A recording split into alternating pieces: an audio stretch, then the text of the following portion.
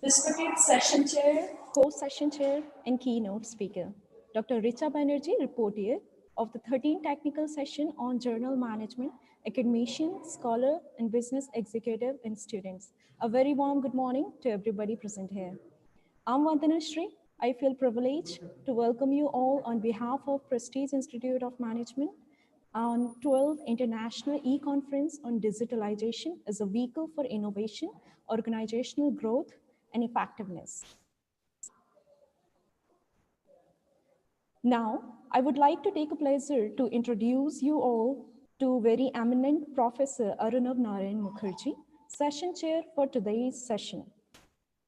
Professor and Dean, School of Commerce and Management, ARKA Jain University, Jamshedpur, Jharkhand. Professor Dr. Arunabh Narayan Mukherjee, BA Honors, LLB MA, MBA Applied Human Resource Management, UGC NET, PGD PMIR, PGD HRM, PhD postdoctorate is currently Professor and Dean, School of Commerce and Management, ARKA Jain University, Jharkhand. Beside, he is the guest faculty for Administration Training Institute, Government of West Bengal, Vinod Gupta School of Management, Indian Institute of Technology, Kharagpur, Institute of Business and Computer Studies, Faculty of Management Science, Shiksha O Anusandhan University, Bhubaneswaram, Odisha State Labour Institute, Government of West Bengal. Dr. Arunabh Mukherjee has worked in industry for about 8 years, served manufacturing and service sector, including Chamber of Commerce, practiced in Honorable High Court, Kolkata.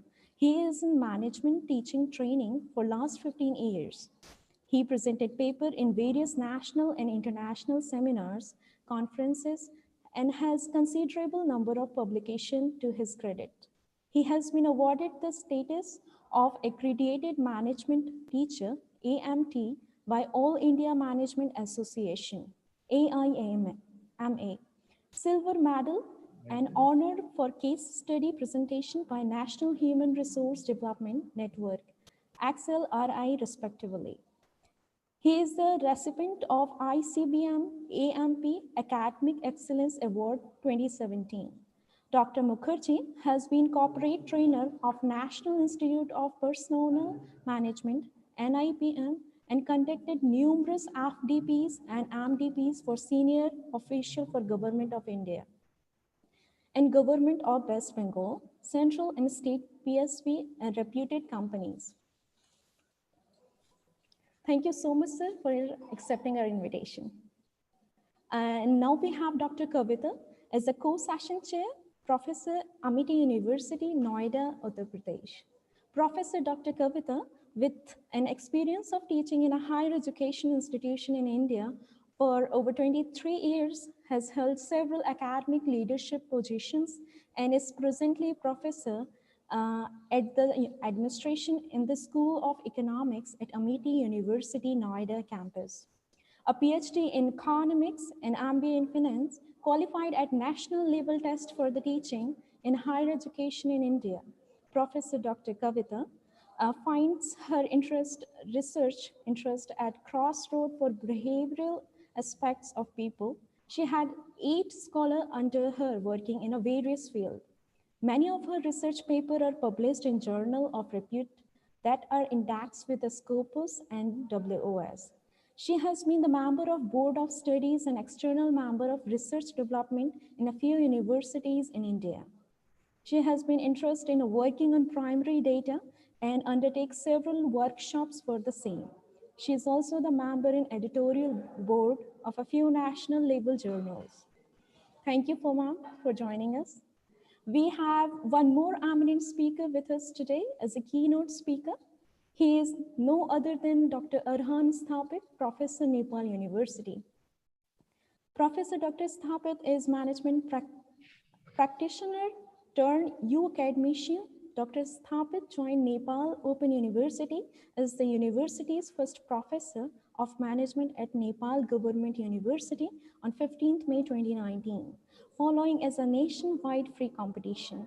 Earlier, he served Tirupati University for almost 8 years since early 2012. He was educated in management, mass communication, journalism, and global trade IPR in Nepal, India, and USA.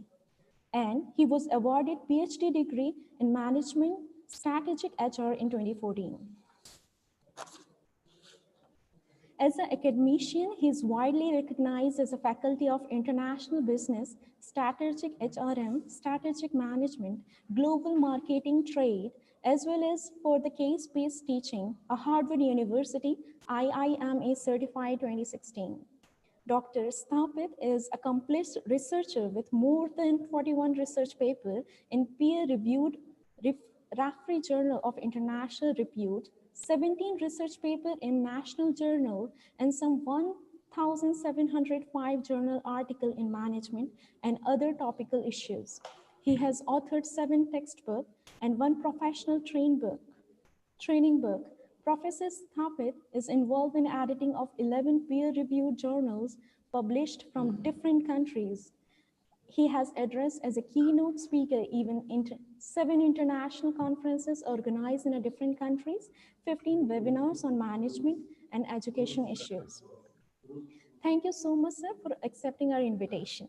Now I would like to hand over the session to Dr. Richa Banerjee, ma'am. Thank you. Thank you. Thank you, Vandana. Thanks a lot. And thank you, Arnav sir, Kavita madam, and Arhan sir for joining us. I would like to hand over the session to session chair, co-session chair, and keynote speaker now. Now they can decide how can we proceed? How shall we proceed in this session? Like if sir is willing to give keynote speech, deliver keynote speech prior to all presentation, it is up to you, sir. And I would like to welcome everybody. Thank you, Richa, for your kind hospitality. I would like to thank you, Prestige Institute of Management Gwalior, which has been, I would rather say, which has been playing a pivotal role in management research in Central and North India, and traditionally very famous for its research activities, particularly its journal and all. Even I unhesitatingly, I can say during my PhD days also, before about 1.5 decades, I have taken help of the journal. So I'm in a way, it's my expression of gratitude to this noble institution. What I welcome everybody, the delegates, the my co-chair, and the honorable professor from Nepal. So I would before we start, because once we start, we have to take the flow. So I would request Professor to deliver his keynote address. Then only we will start according to the schedule which we have. That is the way I am visualizing it, Richard, if you ask me. Thank you, sir. Thank you. All right. First of all, namaskar to all. Honorable Chair Arunabh Mukherjee sir, Kavita ma'am, Richa ma'am, and Ravindra sir. So it's been my third time at Prestige Institute of Management International Conference. So all right, so I would like to quickly go through my presentation. So as Professor has already announced here, so we'll have to stick to time. So I'll try to be on time given to me. So I hope I'm audible and also my slides are visible. All right. Yes. Yes. Thank you. Thank you so much. All right. So with the consent of session chair and co-chair, I would like to start my presentation. So today, basically, I would like to speak on strategy propositions for organizational effectiveness in turbulent times. So the topic that I would like to touch upon today, all right. So yeah, of course, it is the turbulent time, as we all do agree. So the pandemic of novel coronavirus devastation. So it is really devastating businesses and human lives the world over. So the pandemic has led to lockdowns, shutdowns, social and physical distancing, making our lives so difficult. And it has also been adversely affecting economies and after economies, also adversely hitting the human lives and businesses all over the world. So they say, as they say, it is the VUCA, a VUCA world. Okay, so volatility, it's uncertain, volatile, complex, and ambiguous. So the world now we are having today. Okay, so then of course it has put organizations at risk. So organizational risk in in turbulent times, of course. So we have volatility, uncertainty, complexity, and ambiguity. And yes, of course, it has become a testing time for all of us, all the managers, all the management leaders, all the academic leaders, and everyone else in this business. But at the same time, it has also offered an opportunities galore, and also it has posed threats to us. So we have both. Yes, of course, then with opportunities and challenges, it has become a real testing time for all of us. Okay, so the VUCA world, so rising value of management. Now the point here is when an organization or any human life faces volatility, uncertainty, and all those adversities, only then the value of management is likely to rise. So if it had not happened, then the value of management would have not been so high. Therefore, it has added value to management, and we management educators should take it into consideration. Well, then, of course, complexity, volatility, ambiguity, uncertainty, these are being measured on two dimensions. So on the one hand, you have how well can you predict the outcome of your actions. The upper level you go, the more it is. The lower level you come, the less it is. And then you have another dimension to it, and that is how much do you know about this situation. So the more right you move, it becomes more intense in terms of the phenomenon. So then here you have all those adversities, complexity, volatility, ambiguity, and uncertainty. And now here we have to develop a strategic approach to management in turbulent times, as we've been having today. Well, then basically, I would like to bring to your kind notice the saying of Peter Drucker: the greatest danger in times of turbulence is not the turbulence, it is to act with yesterday's logic. It means now we have to think everything afresh. We have to analyze everything anew, afresh, because you have to come out of that hangover of yesterday's logic. We have to think afresh. We have to go anew every time. All right. So then naturally, managing at the time of turbulence, so we come out of the hangover of yesterday's logic, yesterday's antecedents and logic, everything. And we have to imagine the future while navigating the present. It's very important. On the one hand, we imagine our future, we plan for it. And at the same time, we have to navigate the present, because the present is just in front of you. And we have to think and analyze afresh and anew. I have already emphasized on that. So then the relevant question is not simply what shall we do tomorrow, but rather what shall we do today in order to get ready for tomorrow, as Peter Drucker has rightly said. And now it's important that we assess and we analyze external environment, all those externalities, we analyze it. Okay, then manage, organize resources and system, where it's very, very important that we manage human resources, talents of human resources, building and developing your people most crucial and most critical to sustain in this competitive world. And also, we have to also manage our resources, particularly the system and software. And at the same time, it is very important to look at the market and how our competitors have been doing, how they've been faring in the market. So managing competitive advantage, of course, you have the choice here to make, whether you go with red ocean strategy as the conventional way of doing things, or you go for blue ocean strategy, going for innovation and making competition irrelevant. So you have the choice to make here. And then, yes, of course, since we live today in 2020, so we are facing fourth industrial revolution, as they say, industry 4.0, they say. Okay, then what next? Preparing for and managing things for the new normal. And it has become relevant to discuss this statement because we are in turbulent times created by virus outbreak.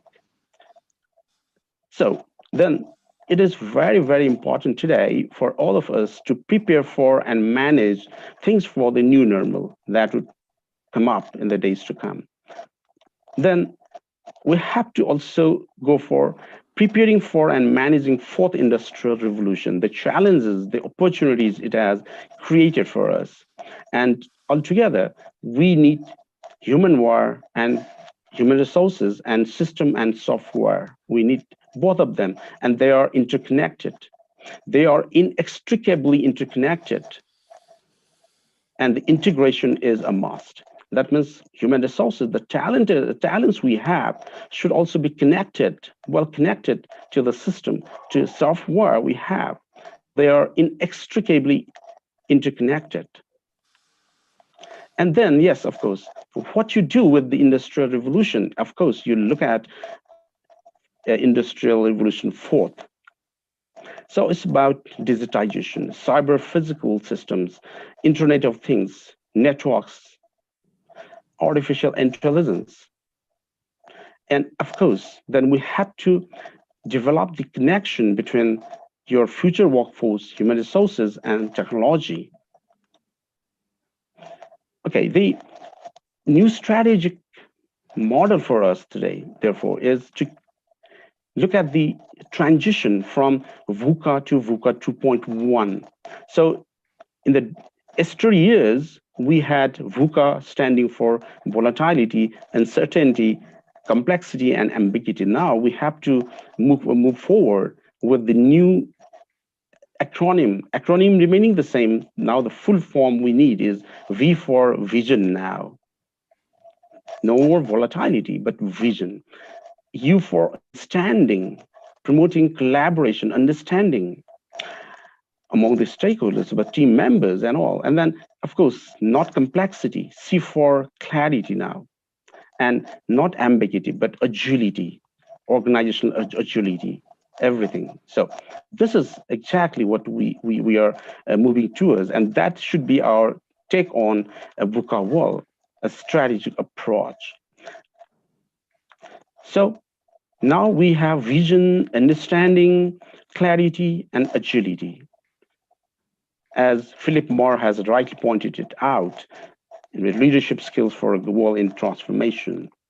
At the same time, we also require to inculcate and develop emotional intelligence in the turbulent times.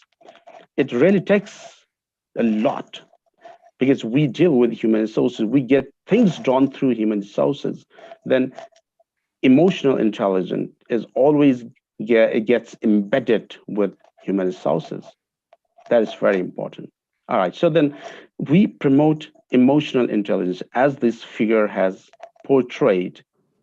So now the thing is like we develop the purpose. Purpose is greater than a perfect plan, of course. And we promote understanding, stop, look, and listen so that you can respond. Then comes clarity to make sense of chaos, and that agility. We develop collaborative approach to rapid change.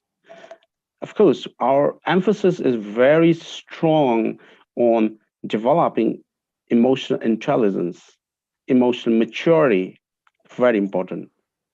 Well, then now it is high time that we develop our human resources, building human competencies or competencies of people for securing organizational effectiveness.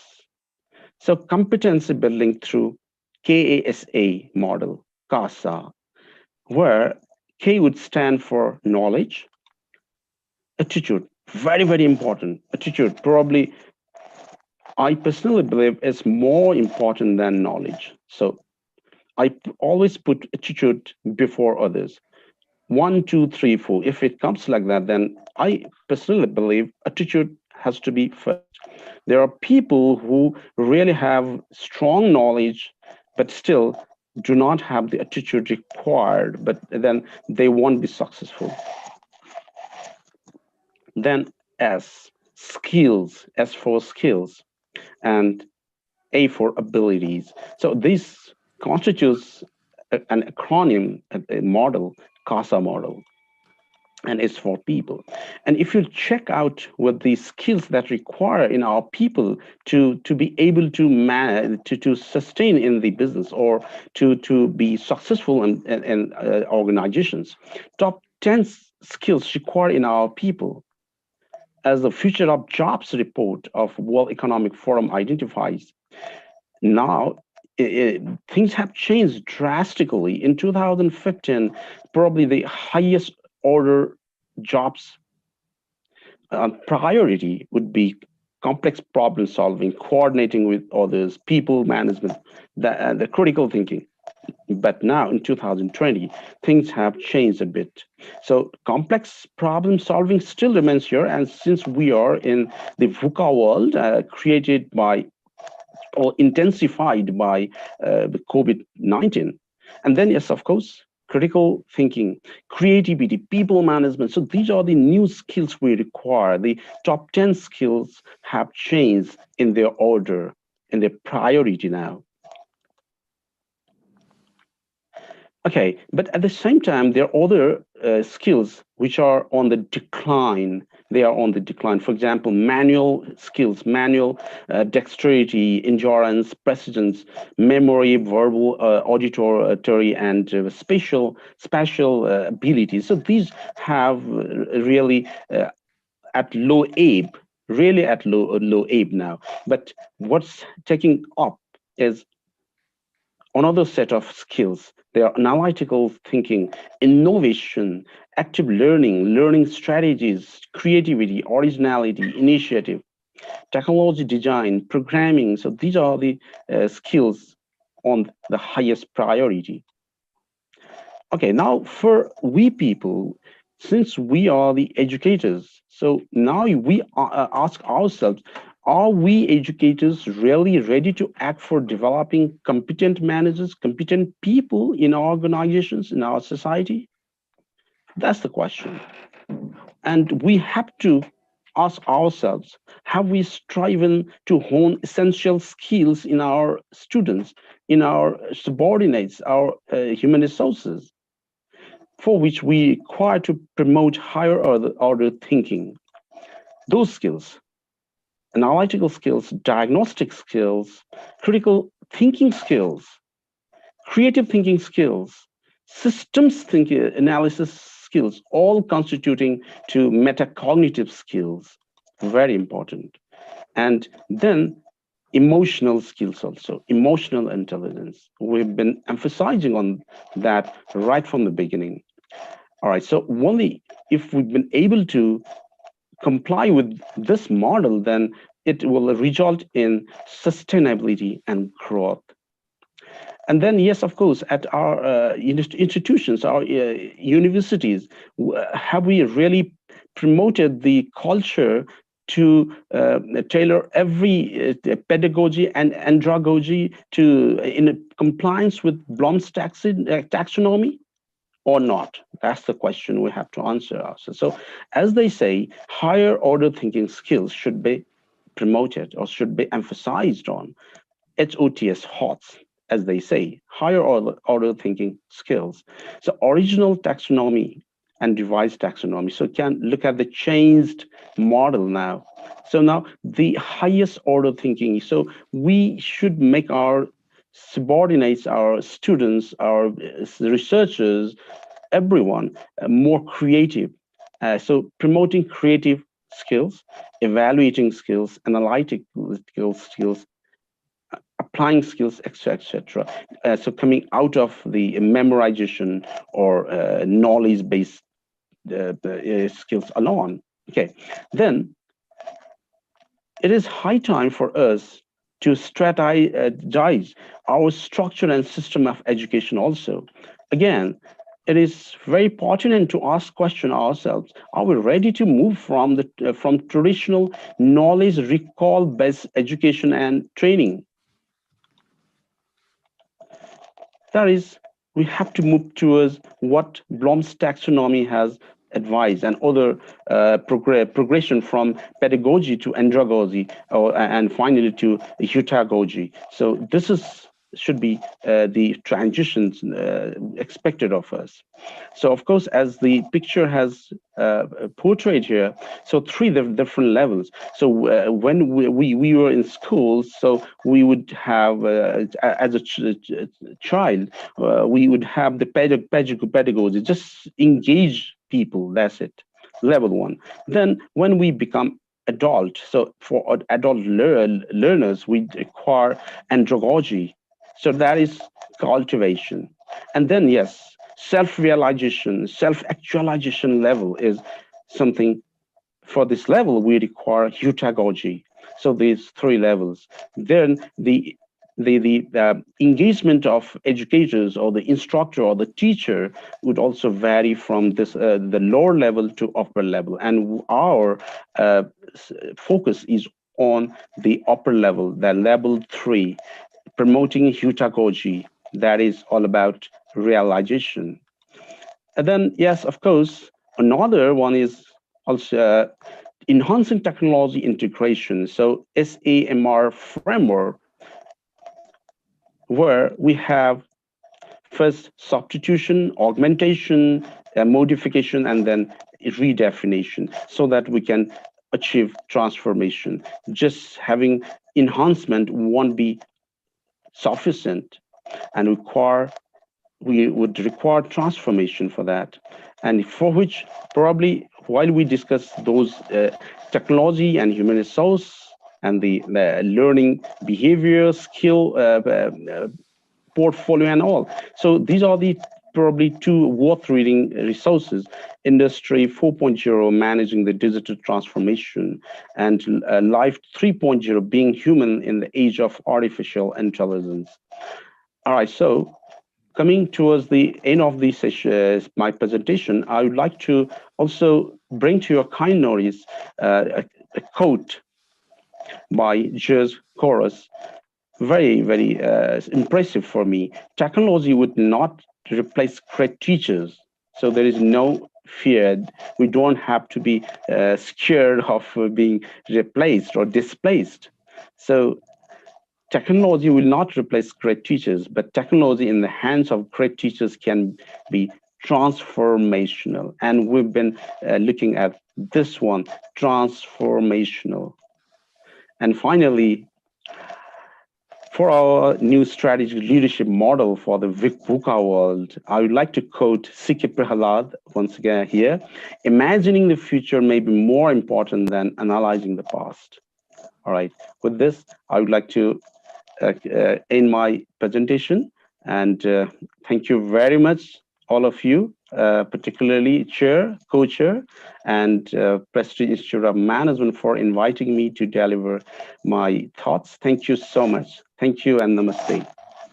Thank you so much, sir. Thank you. It was very enlightening presentation. And the last thing that you said, I like it very much, that technology cannot replace teachers like us. Thank you very much, sir. Over to you, Arnav, sir.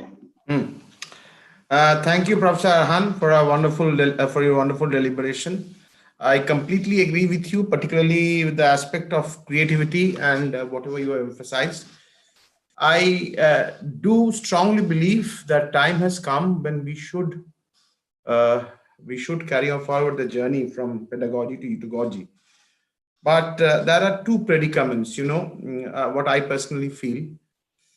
We must understand that technology is something which supplements and complements teaching. Technology does not make us teacher. Teacher should use technology as a tool to improve the quality of teaching and to meet certain exigencies. Now, what has happened, we have become subservient to technology. Instead of technology being driven by us, we are being driven by technology. That is the basic challenge of current era. Number one. Number two, for example, PowerPoint presentation was basically developed by Microsoft as a tool for salesmen, but we teachers have adopted it for our convenience. But for that matter, we have lost the joy and we have lost the passion for teaching, because unless and until I look into the eyes of my students, I look into the class, how can I understand what the class is expecting from me and what I am to understand about my students? So of course, PowerPoint presentation is helpful for certain purposes like this, and because we are now in such a crucial era, but that doesn't necessarily mean we will lose the basic morale, the basic ethos, the basic process of teaching. Unfortunately, we have become that. So this is one of the basic predicaments. And the second predicament, as you have rightly pointed out, you see, creativity and passion is something what makes a teacher. A teacher cannot be, there is a difference between a teacher and a clerk and a manager and a manager and a teacher again.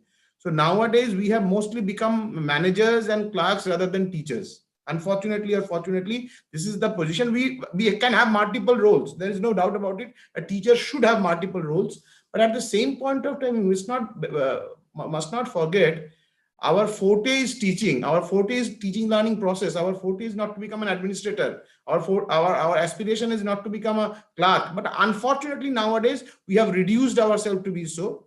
So we have to address these two challenges. We have to understand that, of course, teaching shall never die. Teaching is an unending phenomena which shall, an unending process which shall continue. With the teachers can be in many shapes and forms, from mother to master degree teacher. Everybody is a teacher. In that way, the teaching shall continue.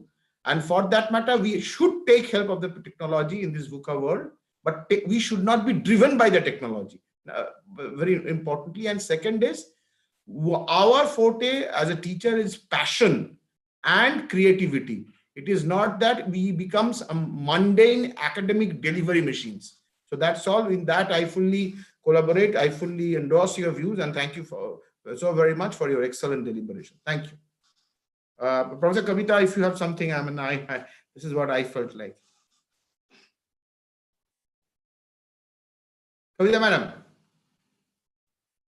I just thought of my coach. I would add something to this. Sir, actually, I could see so many nods of all my faculty colleagues over here. And, it has touched our hearts. The words, the sheer words, have really touched us. And at least we together can say that we should remain teachers first, mentors, and then anybody else. And Exactly. definitely this is a different world, but this is going to go soon. And then we will again be, in the face-to-face world in which we would love to be teachers, and we are driven by our passion of teaching. And however, definitely, these Zoom meetings will continue forever from now on. So I remember when I started my career, say 23 years, 25 years ago, I never imagined that I will be, placed like this, making a video lecture of my own self and putting it on the LMS my own self. And I never imagined that I will be a teacher of this kind. And, that adaptivity is also another key that the teachers have shown. And it is really a wonderful, journey so far. Although there are a few times when you really get frustrated and feel that probably this is not what you had, what had driven you to come into this field.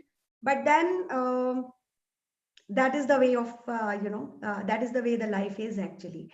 So moving on, I think that we would love to hear from all the presenters, the paper presenters. And yes, before I kind of wind up, I'm thankful to Prestige. It has been a long journey with Prestige, with Dr. Richa, and with everyone else. We are friends more than anybody else, and we have moved together in our foray towards our careers. So hello everyone there at Prestige.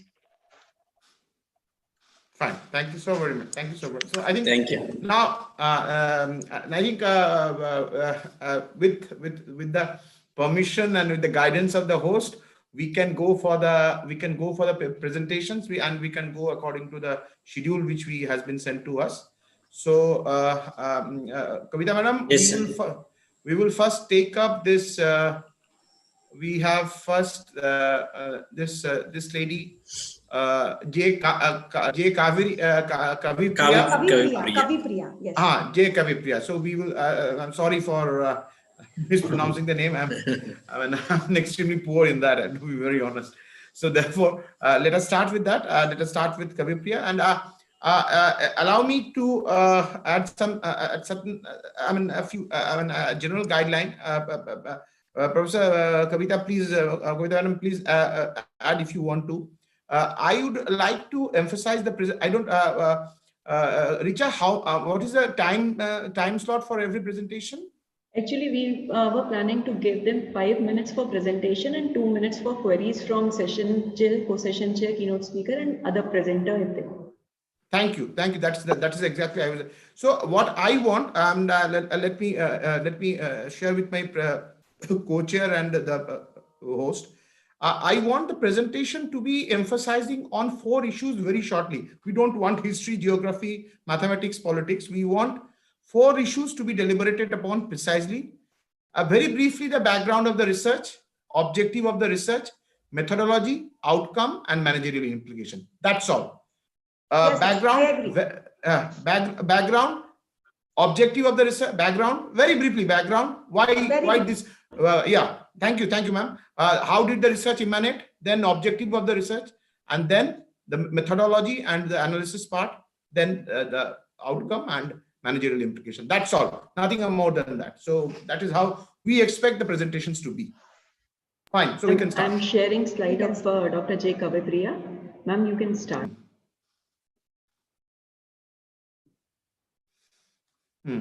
Okay, development of a decision support system to take appropriate decision. Okay.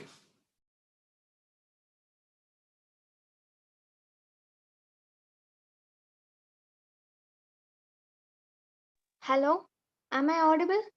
Yes, ma'am. Can I start my presentation, ma'am? Yeah, please. Okay. A warm welcome to one and all. My topic is on a development of a decision support system to take appropriate decision on farm diversification. Next slide, please. A web-based decision support system was developed in this study to help the farmers to take an appropriate decision on a selection of alternative crops suitable for their area. The DSS serves the extension agencies to suggest the suitable crops to the farmers. Usually, the farm decision used to be made by analyzing the past experiences and knowledge of the current situation. When a decision maker is faced with a problem that cannot be easily solved based on experience and knowledge alone. DSS serves as a useful tool at this situation. In this study, by analyzing the review of literature and results obtained from my PhD thesis titled Decision-Making Pattern of Farmers on Farm Diversification, and also by discussing with the extension scientist, a model was developed, a triple DC model, Distress deliberation decision confirmation model, to help the Kaveri Delta farmers to take appropriate decision related to diversification. Next slide, please. Next slide. Since decision previous, ma'am, previous. Since decision making is a complex process, there are several factors involved in decision of farm diversification. Hence, a user-friendly DSS was developed which does not require any facilities or skills to use it. The steps followed to develop the DSS are presented in this slide. First step is asking the farmers to choose the nature of the crop, whether he or she wants to shift, that is seasonal, annual, or perennial crop. And the second step is a set of problem and preferability were given. The farmers were allowed to choose top most 3 options at a time.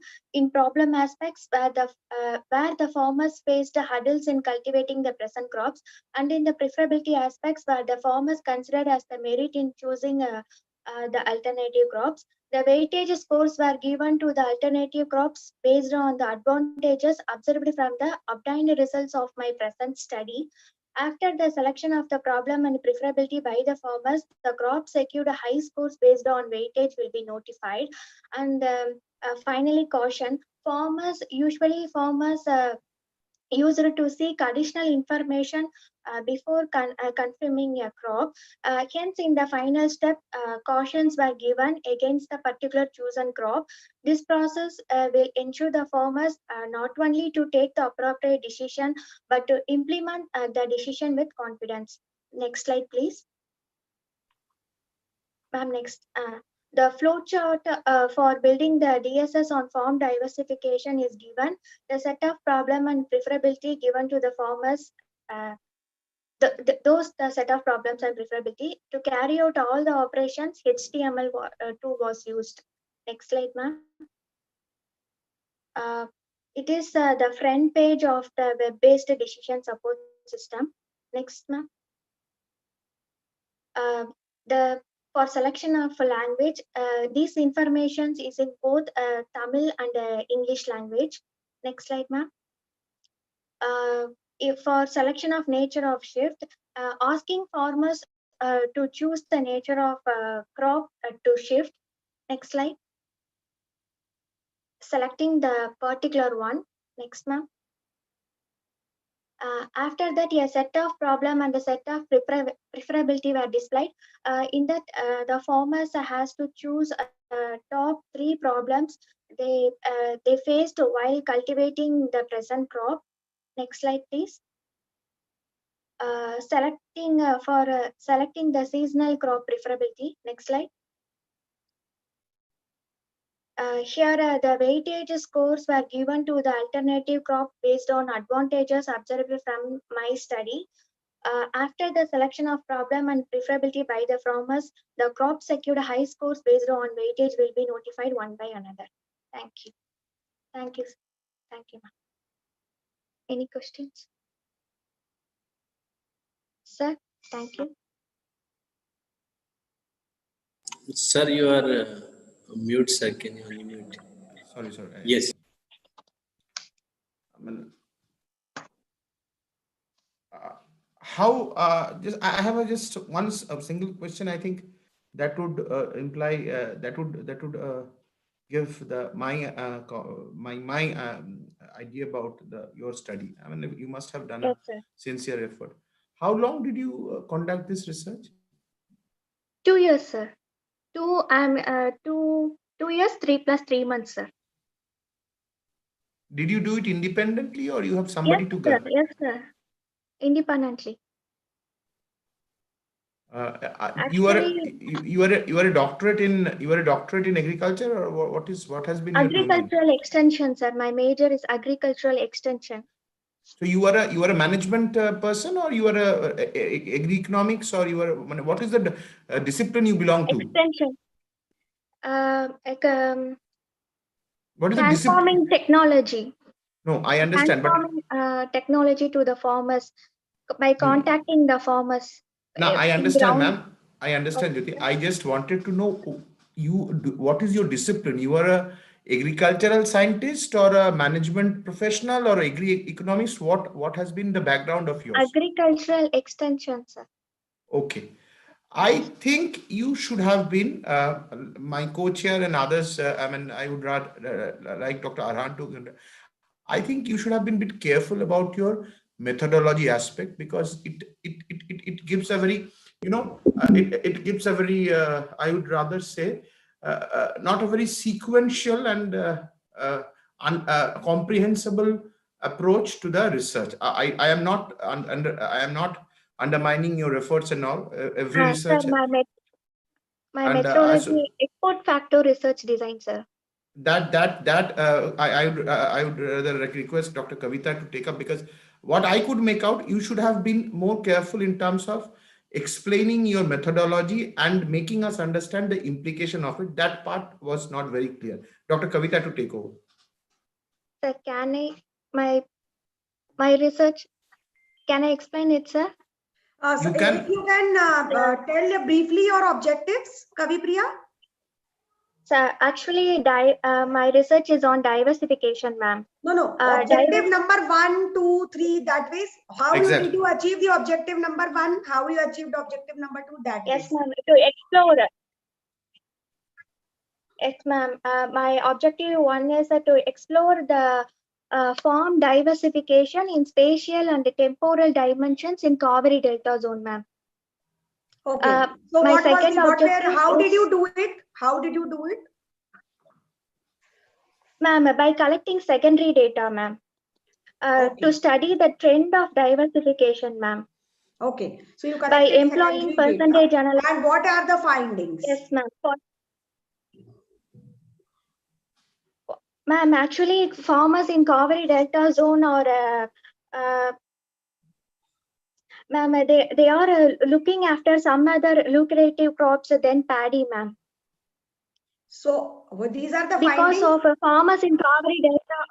Yes, ma'am. Farmers in Kaveri Delta zone are suffering from water scarcity, ma'am, due to dispute in water sharing over the Kaveri river between Tamil Nadu and Karnataka, and also the in failure of northeastern monsoon. So the farmers are looking after some other crops other than paddy, ma'am. So there is a what are those some other crops, and what are its implications? That is it. Thanks.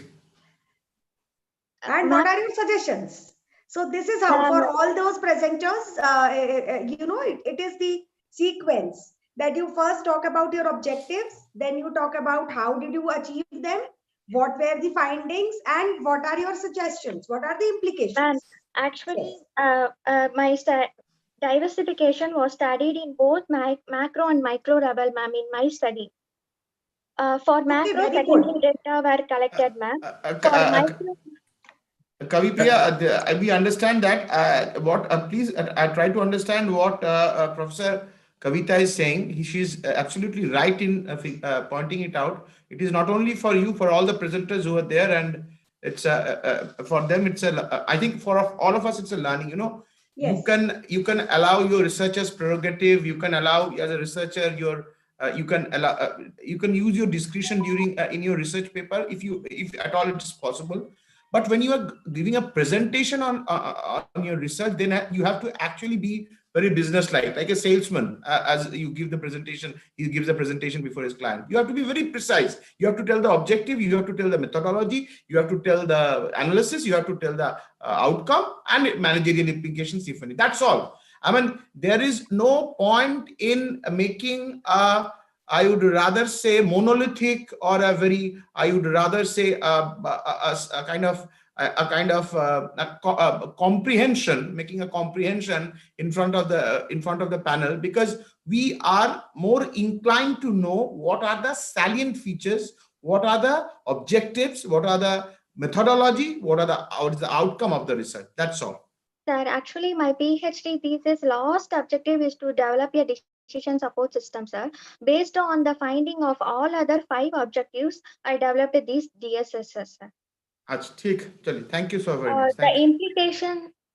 Yeah. The developed DSS would serve as a useful tool for the farmers, extension personnel, and the scientists, sir.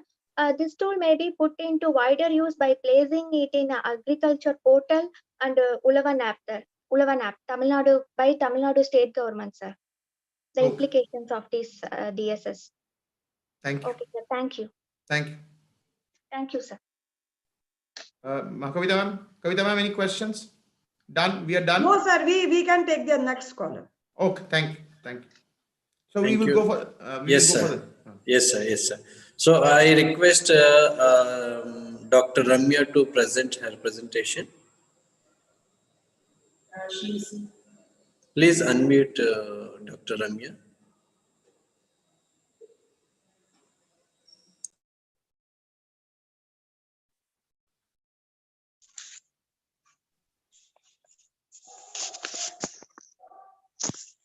Yes, sir. Hello everyone. Am I audible? Yes, you are audible. Yeah. Please start presentation. Yes. I'm sharing my screen.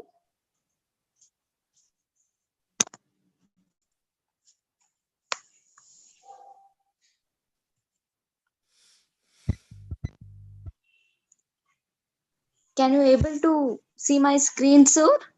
No.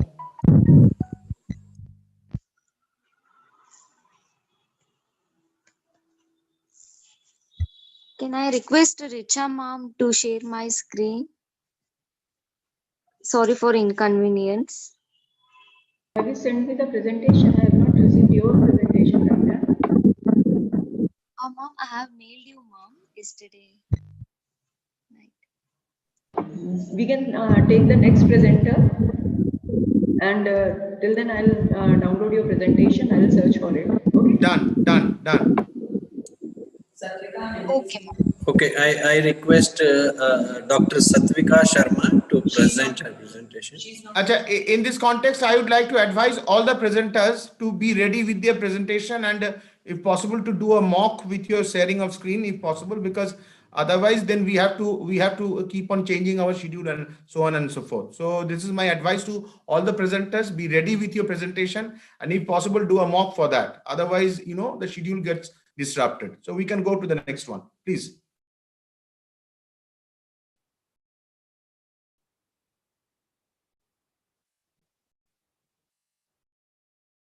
Pankaj Tiwari to present. Tiwari. Okay.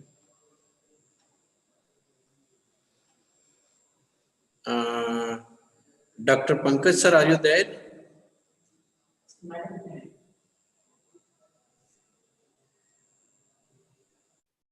Dr. Pankaj Tiwari. Then I request Dr. Jyoti Yadav. Jyoti Yadav and Dr. Yes, Naveen Kumar. ma'am. Dr. Naveen Kumar.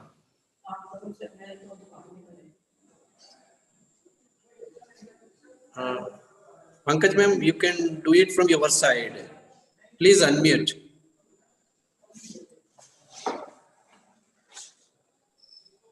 No, from your end you have to do it, ma'am. Pankaj ma'am.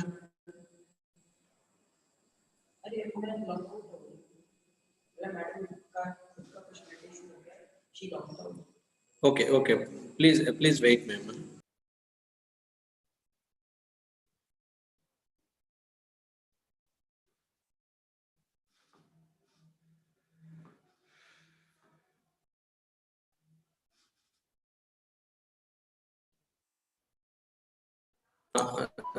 Sir, due to some network issue. No, we will left the we understand. We understand that. Yes, sir. Yes, sir.